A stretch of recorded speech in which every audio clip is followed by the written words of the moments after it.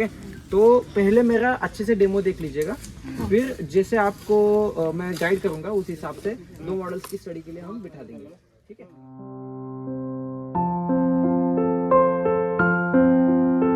Canvas में ये अंतर होता है कि जो लिनन का कपड़ा है वो कैनवास से थोड़ा सा बेहतर होता है। बेहतर का मेरा मतलब है कि इसके जो ग्रेन्स है, ग्रेन्स मतलब उसके जो धागे हैं वो, और उसका जो टेक्सचर है वो थोड़ा सा स्मूथ है कैनवास के कंपैरिजन में, ठीक है। तो इसका ये फ़ायदा है कि आपका जो काम है वो थोड़ा सा फिनिशिंग और थोड़ा जल्दी हो जाता है। जितना ज़्यादा टेक्सचर होगा आपके कैनवास पे उतना ज़्यादा आपको उसको फिलअप करने में, मतलब जो गड्ढे है ना उसको फिलअप करने में टाइम लगेगा। तो आप ये काम कर सकते हैं कि अगर आपका कैनवास ज़्यादा रफ है तो आपको उस पर जेसो के 2 या 3 कोट लगाने पड़ेंगे, ठीक है। तो उसके बाद आपका थोड़ा सा स्मूथ हो सकता है और आप उस पर आराम से काम कर सकते हैं, ओके। तो यहाँ पे मैंने ऑलरेडी लिनन इस्तेमाल किया है, तो यहाँ पे जेसो का कोई प्रॉब्लम नहीं है। मैंने लगाया नहीं है, अभी इतना टाइम भी नहीं है, क्योंकि लगाने के बाद वो संभाल के रख दिया तो ये बहुत सालों तक टिक के रह सकता है, ठीक है।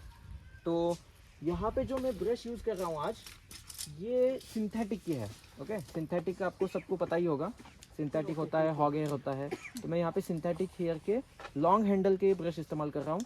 और इसका जो ये है, मतलब जो शेप है, ये आपने देखा होगा, ये है फिल्बर्ट। मतलब क्या है, थोड़ा जो फ्लैट भी होता है, देखिए फ्लैट भी है और ऐसे राउंड भी है, तो इसको हम बोलते हैं फिल्बर्ट। और ये है फ्लैट वाला, ठीक है। अगर मुझे जो कुछ एजेस अगर बहुत फ्लैट और ऐसे शार्प चाहिए तो इसके लिए मैं इसका इस्तेमाल करूँगा। और जहाँ जहाँ मुझको लगता है कुछ अगर मेरे को ब्लेंड करना है कुछ स्ट्रोक्स एक दूसरे में, तो इसके लिए मैं इसका इस्तेमाल करूँगा। और अभी ये जो पिगमेंटेशन की मैंने बात की, कोई भी ब्रांड हो, इस पे इंडिकेट किया गया होता है कि वो जो शेड है वो ट्रांसपेरेंट है या ओपेक है, ओके। चाहे कितना भी सस्ता आपका ब्रांड हो, उस पर भी वो इंडिकेट किया गया होता है। अभी यहाँ पे सबके पास अगर शेड है तो आपने देखा होगा, यहाँ पे एक स्क्वायर दिख रहा होगा, दिख रहा है सबको, छोटा सा स्क्वायर दिखता है, नहीं दिख रहा, ये देखिए, ठीक है। यहाँ पे भी है और यहाँ पे भी है, ठीक है। अभी तीनों में इसके डिफरेंसेस बता देता हूँ। अभी ओनली स्क्वायर है, बस वाइट स्क्वायर है, मतलब बस आउटलाइन किया है ब्लैक का, है ना, छोटा सा स्क्वायर है, सीरीज के बाद लिखा है, देखिए, ओके। तो इसका क्या मतलब है, ये जो शेड है वो टोटली ट्रांसपेरेंट शेड है, ओके। इसका जो अगर आप कलर लगाएंगे ये ट्रांसपेरेंटली लगेगी, आप ओपेक की तरह इसका इस्तेमाल नहीं कर सकते हैं, ठीक है। जहाँ भी आपको ट्रांसपेरेंट काम करना है, ग्लेजिंग करना है या वाटर कलर के जैसे बस हल्के हल्के स्ट्रोक देने हैं, ये जो शेड है, मतलब यहाँ पे जो स्क्वायर है ना, इस वाली शेड का आपको यहाँ पे इस्तेमाल करना पड़ेगा। चाहे कोई भी ब्रांड का हो, उस पर ये इंडिकेट किया गया होता है कि कौन सी शेड ओपेक है और कौन सी शेड ये है, ठीक है। उसके बाद हमारे पास है ब्लैक वाला, पूरा ब्लैक है, यहाँ पे दिख रहा होगा सबको, दिख रहा है ना। तो पूरा जो स्क्वायर ब्लैक है, उसका मतलब है कि ये जो शेड है टोटली ओपेक शेड है, मतलब ये ट्रांसपेरेंट की जैसे आप इसको काम नहीं कर सकते हैं, ठीक है। ये टोटली ओपेक है, ओपेक की तरह थिक लेयर इसके लग सकते हैं, ओके। और जो तीसरी वाली शेड है यहाँ पे, ये आधा इसको काट दिया है, आधा ब्लैक है आधा व्हाइट है, समझ आ रहा है, दिख रहा है सबको, हाँ। तो इसका मतलब है कि आप इस फ्रेशनेस बढ़ाना और फ्लो करना, लेकिन इसका एक सबसे बड़ा क्या है, मतलब जिसके गुण होते हैं उसके अवगुण भी होते हैं, है ना।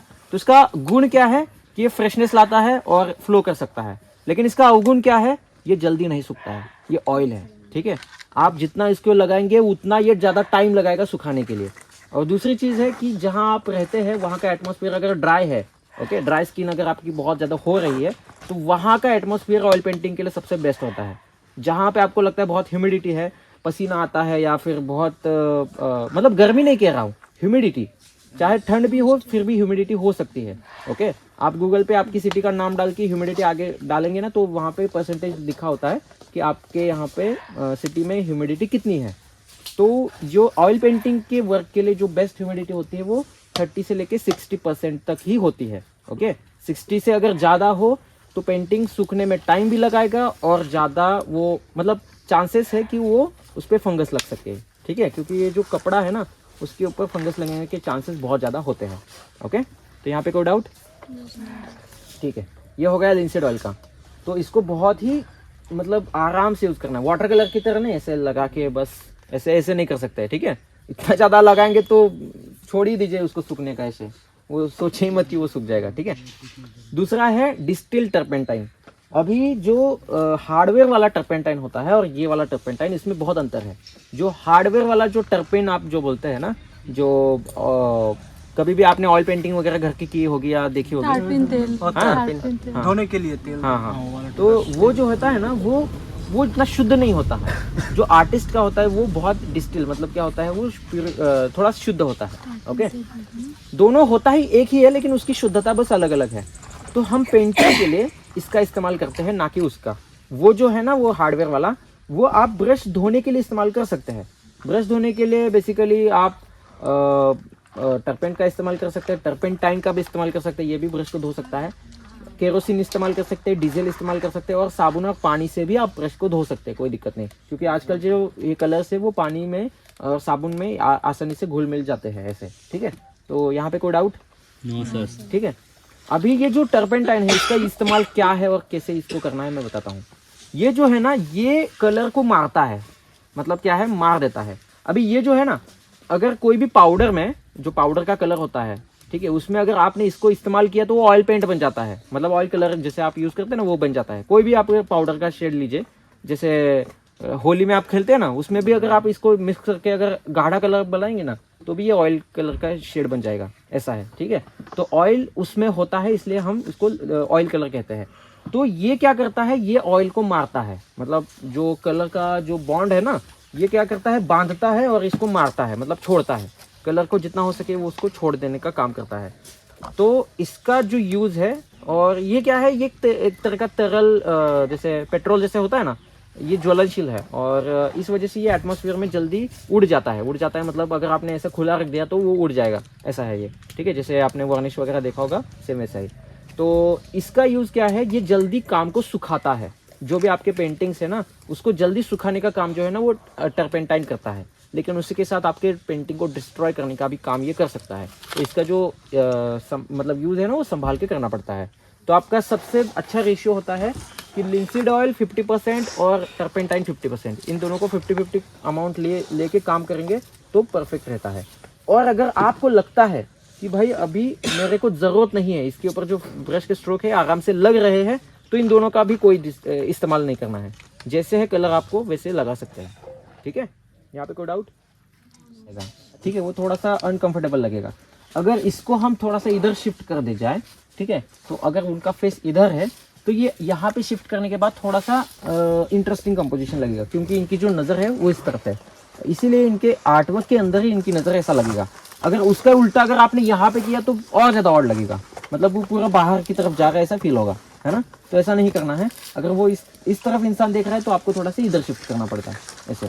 ठीक है, तो आप ध्यान से देखिए कि जो आपका अट्रैक्शन पॉइंट है वो थोड़ा सा मिडल में ना आए। ओके, यहाँ पे कोई डाउट? ठीक, सॉरी, बर्न्ट एम्बर की ही शेड से ड्राइंग कर रहा हूँ। ठीक है,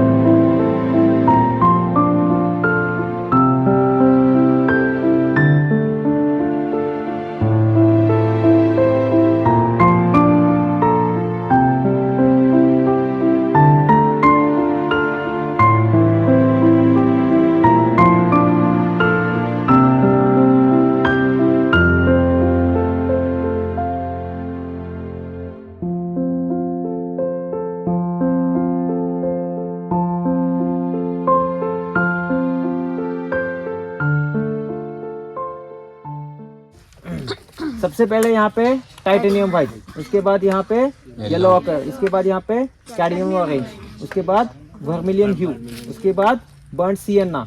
ठीक है, उसके बाद यहाँ पे बर्न्ट अंबर, अल्ट्रामरीन ब्लू और ब्लैक। समझ आया? Yes sir. सीक्वेंस अच्छे से? Yes sir.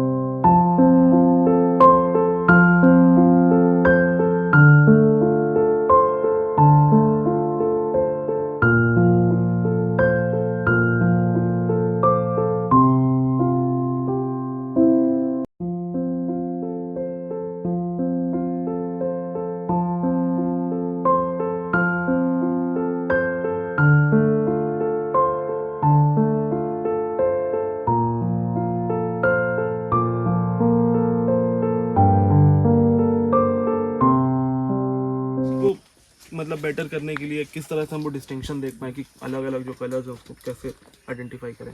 सबसे पहले तो आप एक काम कीजिए, पैलेट के ऊपर ना एक्सपेरिमेंट कीजिए बहुत सारे, ठीक है। और जब तक आपको नहीं लगता, एक काम कीजिए, जैसे मैं यहाँ पे कोई भी शेड बनाता हूँ पहले लगा के थोड़ा सा देखता हूँ, ठीक है। अगर वो लग रहा है इससे थोड़ा सा आसपास या बाकी सारे कलर्स के साथ वो कैसे मैच हो रहा है, फिर जाके